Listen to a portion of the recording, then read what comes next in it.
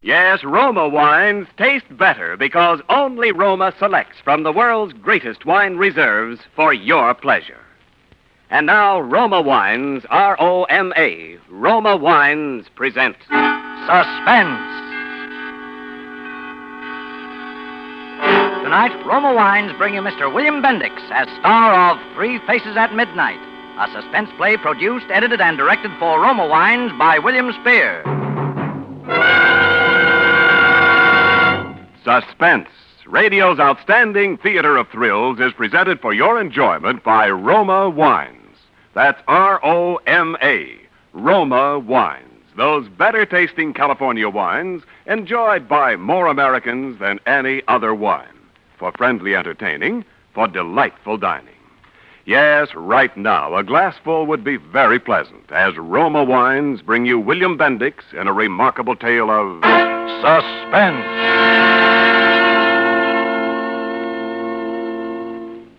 They say they got 58 million jobs in this country. 58 million jobs, and I had to pick this one. Well, that's the way it goes. Some guys that got some special ability that other guys don't have, they just get picked out of the crowd, I guess, in spite of themselves. Well, this day I'm walking along Central Avenue, not paying much attention to anything in particular. Then I see this sign, Help Wanted, it says, jobs. Then it's got a list of different kinds of jobs, like chauffeur, house painter, salesman. There's nothing so funny about that. But then I see what kind of dough they're paying. And, brother, what kind of dough they're paying. I'm thinking maybe this inflation ain't such a bad idea after all. And I walk in. Well, there's quite a bunch of guys in there, naturally, sitting around on benches. And I sit down, and every so often, a door opens, and a tough-looking little gray-haired guy comes out and picks out a guy, and the guy goes in a sort of an office with him. And that's the last we ever see of him. So this keeps happening for a while, and I'm thinking this guy must really be handing out the jobs. And then the door opens again, and the guy is looking at me. Okay, you. Me? Yes, you. All right, sit down. What's your name? Walters. First name? What's the matter? Don't you know it? Muscles. What? Muscles. Now, M-U... look, don't try to clown with me, pal. What's your name? Listen, for your information, my first name is Sylvester. Only I don't like the name Sylvester, so most people don't call me Sylvester. On account of it's better for them that way. So they call me Muscles. Now you catch on? Here. Live here in town? No. Where are you from? Brooklyn. I should have known it. What's your IQ? Come again? Skip it. Got any friends in town? No, just... And I can see why. Look, Pop, are you talking to me about a job or a poke in the nose? What? You wouldn't try to get tough with me, would you, you big baboon? What? Is that gun loaded, Pop? Yeah. Now you want to make something out of it? No, I don't. And how do you like that? But if you will put that heater down for a minute, Pop, I will bend you around like a pretzel. You know, I think you're going to be all right, son. Yeah? Hold it now. Hold it. Don't get sore. I was just trying something out on you, that's all. You take awful chances, Pop. Guns don't worry you much, do they? Guns? I spent the last 4 years playing with firearms for Uncle Whiskers. Guns to me are like the measles. I don't worry about them. I just got a healthy respect for them, and I like to keep my distance, that's all. Especially when the other guys got them and I don't. Yeah, I think you're going to be all right. For what? Oh, yeah. What kind of a job did you want? Well, I don't know. I've been a cabbie, drove a truck. I was a salesman for a while. For who? Lionel Strongfort?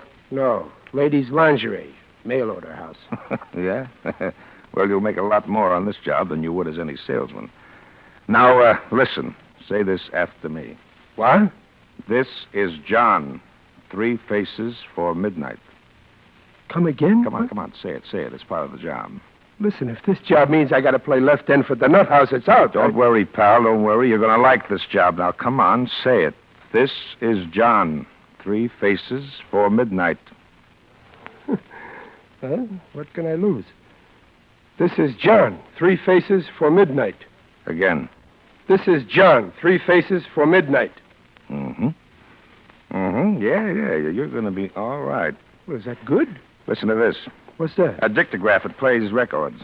Oh, yeah, well, that's more like it. Hey, you got Crosby... Shh, listen. Yeah? This is John. Which way is the road? 3 faces for midnight. Well? We're ready. Tomorrow night, regular time. I'll call. There. Did you get it? Well, they sound just like a couple of mugs to me, especially that guy John. I guess nobody ever does. What? Recognize their own voice when they hear it. That guy John sounds enough like you to be your twin brother. Oh, I guess a guy can't help what he sounds. You mean I sound like that? I mean you're hired. What a price to pay for a job. Go on through that door to the back and wait for me. I got a couple of things to do, and then we'll get busy. Well, okay, but this better be on the level. Because so far, it sure stinks. Pardon me. You all alone in here? I was. Well, I didn't mean to interrupt or anything, only he sent me in here. Oh, it's quite all right. Make yourself quite at home. Well, thanks. Only I hope you won't mind if I return to the pursuit of my magazine. Hmm? Oh, you were reading. I like to read myself sometimes. I'm sure. You're working for this guy here? I'm afraid that's confidential. Ah, so he gave you that, too, huh? Why, yes. Are you working for him? Well, I don't know if you could call it working. Well, didn't he tell you anything? Yeah. All about how I sounded like a guy named John, and what did I think about guns. Guns? Yeah. Oh. But what are you supposed to do? Well, I don't know exactly. That sounds just as crazy as what I'm supposed to do. Well, you see, I'm a photographer. Oh, you take pictures? Uh-huh. I'm just an amateur, really. But I get some very good pictures. I showed him some. A 16 millimeter. What's that? Movies.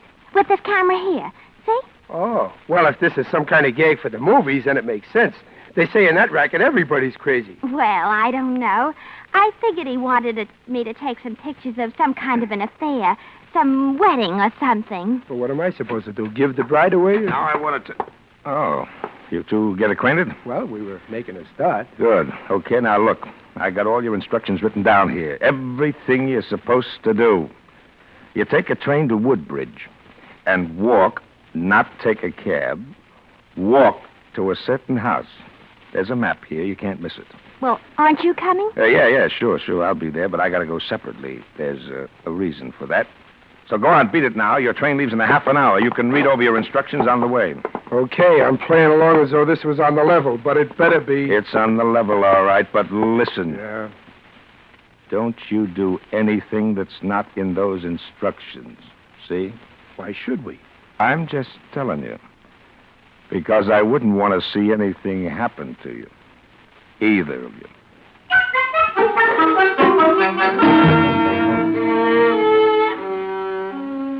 Well, that should have been the tip-off right there. Especially for a smart guy like me. But if you must know, by this time I'm thinking about this dame, who's a slick chick, but real refined, too. You know what I mean. And I'm thinking that this is probably the big break for her, if it is on the level, so I ought to help her through with it. So I do. And by the time we get out to this Woodbridge, we're getting along pretty good. Except for one thing. We start off from the railroad station, like it says on the map the guy gave us, looking for this certain house. Only it gets wilder and wilder where we're going. Right into the woods. Must be a couple of miles. And then all of a sudden, there's a house. Well, that should have been a tip-off, too. You don't suppose that's it? According to this map, it's got to be. But Sylvester... Helen. Yes, Sylvester? If you call me that once more, I will bend... What did you say? I said I will bend every effort for you, but please don't call me that. Oh, well, I just can't call you muscle. That's not refined. Well, then, this must be the place. But it certainly is a funny place to have any kind of an affair. Don't look like it's been lived in for 20 years. Listen. Yeah, it's going to be a storm. Well, we better just go on inside. You know, like it says to do. That door don't sound like it's ever been opened. Ooh. Gee, it's spooky in here. Yeah, I can't find a light in it. Maybe that nice Mr... Oh, Sylvester. What? I don't even know his name. Do you? No, and I wish I didn't know him. Close the door. Oh! Shh. It's all right. It's me. That's the idea. Now we can have some light. Ah. Well, it's nice on the inside, isn't it? Really refined. Yeah, it used to be an old hideout. Now, come on to the front room here, and I'll give you the pitch. Well, don't think we're in any hurry to know, because we are, see? All right. Now, listen. In about an hour, there's going to be a guy come out here to take a bribe. He's quite a big guy in this town, and he's taken a big bribe. $200,000. 200 grand? Yeah. He's going to take the money from another guy that he's never seen before. A guy named John. You're going to be John. Oh. Oh, so I'm going to be John. That's right. The guy you heard on the record in my office, the guy you sound like. The other guy you heard is the guy that's taken the money. Yeah? Well, you can count me out. The whole thing sticks. Sylvester. Smells. And if I had known that you were getting a young girl... Now, wait a minute. There are only two people in the world who know about this. Me and... Yeah, and who are you? Just call me Tim. Me and Grover T. Wyatt. You know who he is. No. You don't mean Governor Wyatt? Yes. Why, he's nice. I voted for him. Why, he's one of the best-looking men. For his age, I mean. Wyatt's a swell guy, clean as a whistle for 20 years. But he made one little mistake back there, and a certain guy has caught onto it. Well, all I can say is that if this thing doesn't come off, if he doesn't hear from me by 3 o'clock this afternoon, well, Governor Wyatt's a dead pigeon. I don't care if he's a dead horse. 200 grand is plenty of lettuce, and that means plenty of trouble. And what about this John that I'm supposed to be? He knows it, too. He's been our contact man on the phone with the scripter, and I... Well, I don't like it. And Helen here. What are you squawking about? There's nothing going to happen to you, and there's a bonus of $5 apiece in it for both of you. So, we stick our necks out for a lousy $5. $500. That's what I said, a lousy 500... 500? That's what I said. Well. Say, where is this bum that's been giving trouble to the governor? I will bend him around like a pretzel. We don't need any of that. We're just going to get him good this time, and that's the end of him. And you want me to take pictures of the, transaction? Yes, now you're getting smart. Yeah, from that landing up there. That's why we've got so much light in here. Will it be okay? Oh, it'll be quite all right, I'm sure. Yeah, but there's just one thing. What? So this guy shows up and he thinks I'm John because he's never seen John. But what if John shows up? Well, now, this John was sort of a double-crosser. He won't show up. How do you know? He had a little accident this morning. He's dead.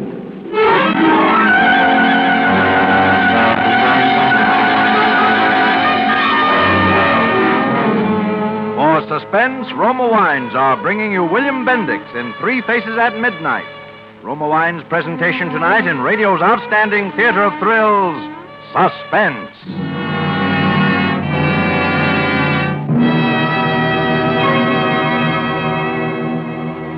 Between the acts of Suspense, this is Ken Niles for Roma Wines. Are you enjoying today's biggest value in an entertainment beverage? You are when you serve Roma wine, because Roma wine is America's first choice for more pleasure at moderate cost. Yes, Roma's popularity proves that in Roma wines you enjoy an important difference, an extra goodness in fuller bouquet, richer body, and better taste. And this difference, this better taste of Roma wines, starts with California's choicest grapes. Then Roma master vintners, with America's finest winemaking resources, carefully, unhurriedly guide this grape treasure to tempting taste perfection. This wine is placed with mellow Roma wines of years before. And later, from this world's greatest reserves of fine wines, Roma selects for your pleasure. That's why Roma wines are different. Why Roma wines taste better every time. So for your best buy in good taste, insist on Roma wine. R-O-M-A. Roma, the greatest name in wine. And now, Roma Wines bring back to our Hollywood soundstage William Bendix as Sylvester Walters, with Sandra Gould as Helen, his partner in adventure, in Three Faces at Midnight, a tale well calculated to keep you in suspense.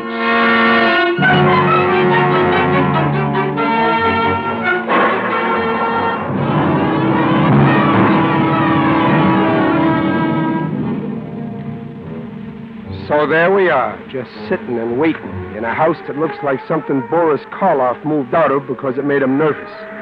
Me and this guy called Tim that's working for this governor called Wyatt, and this slick chick called Helen that's going to take the pictures.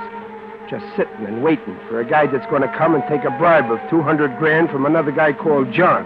Only I'm going to be John on account of I sound just like him, and this other guy has never seen him, and anyway, this John has just got himself knocked off. You don't get it? Neither do I. But for $500, who am I to have to know everybody's business? And Helen, she's sitting there as cool as though bribes of $200,000 and dead guys named John was just something she run across at the dime store novelty counter. So we go over what I'm supposed to say to this guy a couple of times, and the storm outside getting worse all the time. And then we hear the knock on the door. That's him. That's him. Now, all the dough's there in the briefcase. You know what to do. Helen, up on that landing, quick. Okay. Where are you going to be? Right in this closet. Now, go to it and make it look good.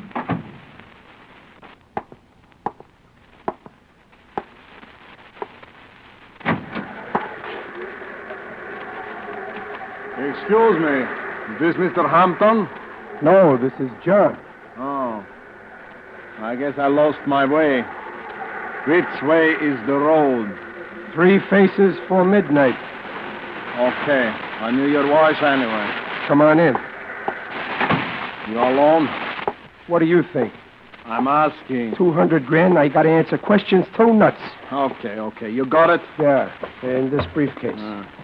200 G notes. I don't like that. What's supposed to be smaller? What's the point?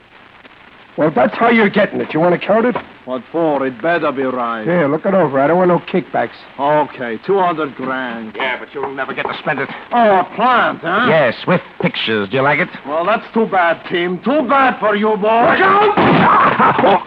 What did you do that for? Drop that gun! Drop it! I got it. Now stand back from the muscles. Stand back. Tim! No, Tim, no! No, Tim! No!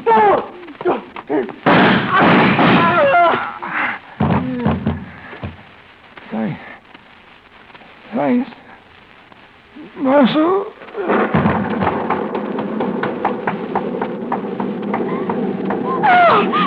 Oh, Sylvester. Yeah. Are they... Dead? Yeah. Both of them. Oh, Sylvester. What are we going to do? Well, I got what you might call a rough idea. What? Come on. We're going to get this out of here.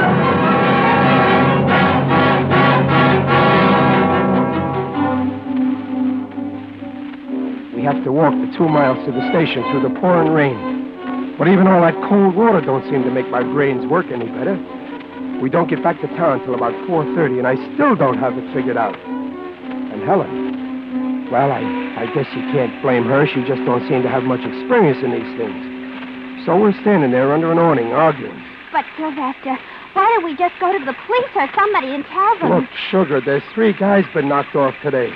We were there when it happened, the 2 of them. And how do we know that guy Tim told us was on the level? Well, maybe the police would tell us. Yeah, with a rubber hose. And here's another thing. We're carrying around a briefcase full of $200,000 of somebody else's dough. And that ain't hay, and it ain't good. Well, my goodness, what's so bad about it? All we have to do is keep it until somebody... Helen, look. I'm not really a tough guy, see? All I know is what I see in the movies. But I know that when you're walking around with that much hot money, you're apt to wake up someday and find you've been living on borrowed time. Didn't you see what happened to that guy in that movie, The Killers? Oh, yeah, wasn't that good? That poor Burt Lancaster. I felt so sorry for him. Well, I don't want to wind up no Burt Lancaster, even to make you feel sorry for me. So the first thing we got to do is ditch this dough. Ditch? Really? I Sylvester? mean before they find those 2 stiffs out there and then start trying to find a funny-looking guy and a cute-looking dame with a sack full of dough, we got to find the parties that belong to it before they find us. Now you catch on? But we can't give it back to the man it belongs to. He's... Yeah, and he said there was nobody in on the deal but him and the governor. The governor? Why, that's what we'll do, silly. Just call the governor. Yeah, how do you do that? Just look him up in the classified ads? I don't know. Ask information. Somebody must know his number. After all, he's a very important man. Well, it might be worth a try at that. Of course it is. There's probably a phone booth right here in the drugstore. Yeah, but calling the governor just like that, I don't know. Extra, governor, commit suicide, paper bud. Beat it. I got enough to worry me without the governor. Tell him. The governor. He's dead.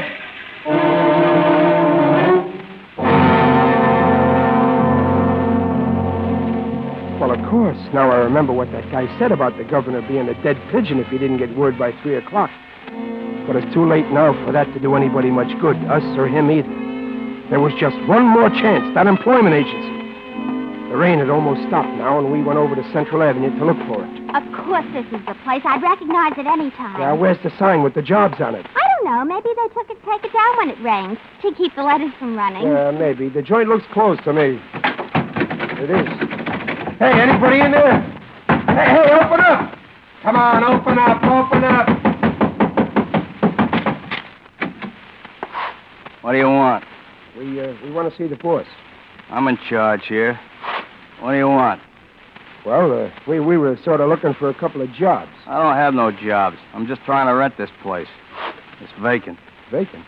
Isn't this an employment agency? Not since this morning. You want to rent it? Look, this is kind of important to us. The guy that had it before, he was a sort of a tough-looking little gray-haired guy, huh? Yeah, that's a guy by the name of Whiting. George Whiting. Oh, no, his name was Tim. Look, lady, if you know so much, what are you asking me for? Well, it's all right. He probably had 2 names. You wouldn't know his home address, would you? I don't know a thing about the man, fella. If you got to see him so bad, the only thing I could advise you to do is, stick around on the off chance he might come back. But he can't. He's dead. He's what? Why to skip it? Well, we got the wrong guy.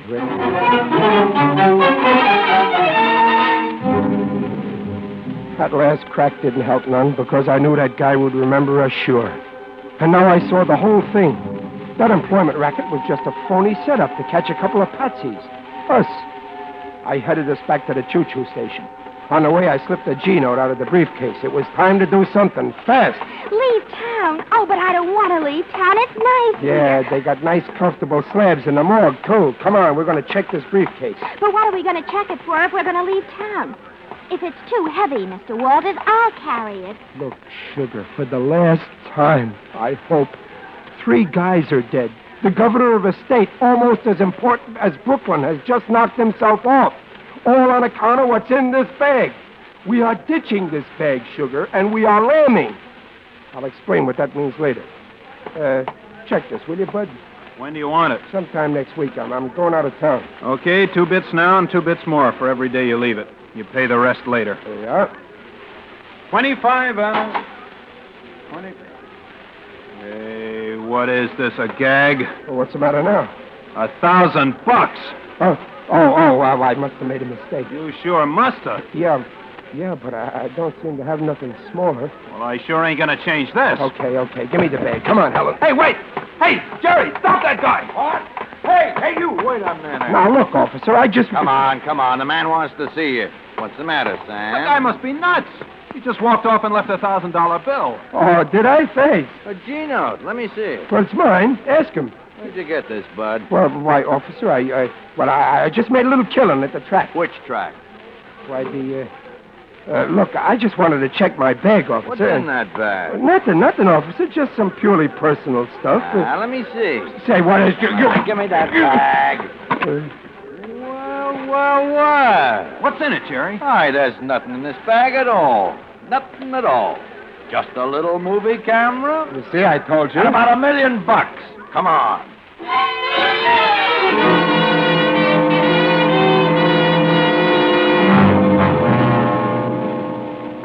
Come on, Sylvester. Come clean. I told you.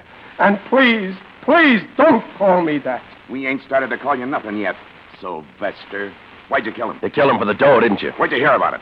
How'd you know he had the dough? This is your gun, isn't it? No. I told you they knocked off each other. I was just... Sure, with the same gun. One guy shoots the other one and then hands him the gun, and only the gun's got your prints all over it. I took it away from the guy. You were robbing the house, weren't you? They came to make their deal and you knocked them off. Listen, the governor himself knew. Sure, we'll get the governor to come right down and make a statement. You trying to be funny, Sylvester? You were robbing a house. You swiped the camera and you put it in the bag, and then they came in. You saw all that dough and you knocked them off. Listen, Sylvester. You don't want to get that sweet little girlfriend of yours in a jam, do you? Helen, what have you done to her? Nothing. Yet. Come on, come clean and we'll let her go. But I tell you, Come on, Sylvester. Or we'll send her to the hot seat with you. You wouldn't. You couldn't. No? That's what you think. You killed him, didn't you? You killed him. Okay, I killed him. Now you're happy? That's a boy. Sylvester. Hey, get this, Harry. Now will you stop calling me that? Okay, Sylvester, you killed him. What was the girl doing there? She had nothing to do with it. She was just taking the pictures. What pictures? The pictures. The pictures! There's your answer, you big dopes. Go look at the pictures.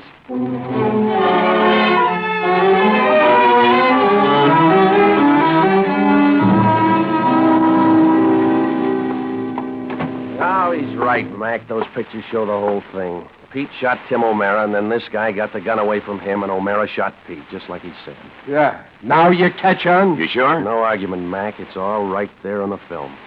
Well, you're a lucky boy, Sylvester. Yeah, sure. I get all the breaks. Now go on, beat it. Beat it before we think of something else. Okay, you've had your fun. Didn't you like it, Sylvester? But if you'll take off that gun and that badge for a minute, I will bend you around like a pretzel. You mean right here, Sylvester? Yeah, right here.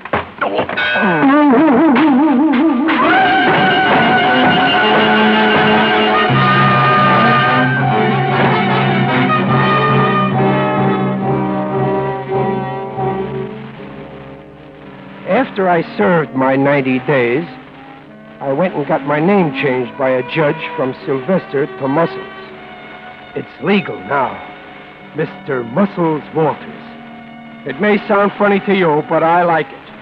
Oh, yeah, and Helen got her name changed, too.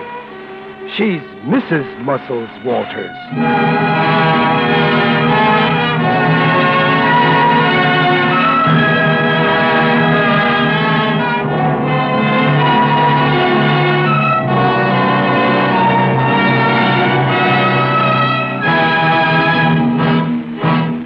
Suspense. Presented by Roma Wines, R-O-M-A, Roma, America's favorite wines. And now this is Ken Niles returning for a curtain call with the rugged star of tonight's suspense play, William Bendix. Bill, are those bulges in your coat really muscles, or did your tailor install them? Well, they ain't mothballs, chum. You want to see me tear up a phone book? You're safe. I don't happen to have one on me. Oh.